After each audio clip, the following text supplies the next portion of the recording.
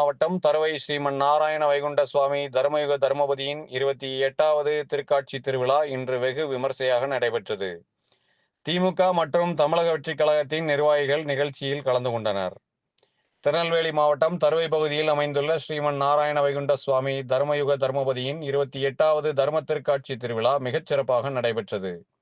அதிகாலை 5 மணி அளவில் ஐயாவுக்கு பணிவிடை முடிந்ததும் அதைத் தொடர்ந்து கொடியேற்றத்துடன் தொடங்கி 10ஆம் நாள் ஆணி 1ஆம் தேதி ஞாயிற்றுக்கிழமை தர்மயுக திருக்காட்சி திருவிழா நடைபெற்றது.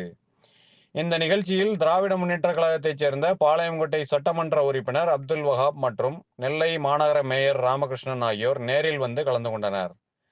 அவர்களுக்கு தர்மபதி சார்பில் சிறப்பான வரவேற்பு அளிக்கப்பட்டது.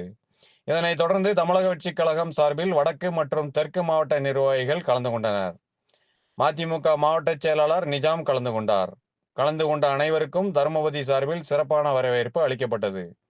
பாளையங்கோட்டை முன்னாள் சட்டமன்ற உறுப்பினர் டிபிஎம் மைதீன்கான் என தொடர்ச்சியாக நெல்லை மாநகரின் முக்கிய அரசியல் தலைவர்கள் கலந்து கொண்டதால் நிகழ்ச்சி களை கட்டியது. தருவை பகுதியில் சுற்றியுள்ள 15க்கும் மேற்பட்ட கிராம பகுதிகளில் உள்ள மக்கள் அனைவருக்கும் கோவிலில் அன்னதானம் வழங்கப்பட்டது. காலை தொடங்கிய அன்னதானம் இரவு 11 மணி வரை தொடர ஏற்பாடு செய்யப்பட்டுள்ளது என கோவில் நிர்வாகிகள் சார்பில் தெரிவிக்கப்பட்டது.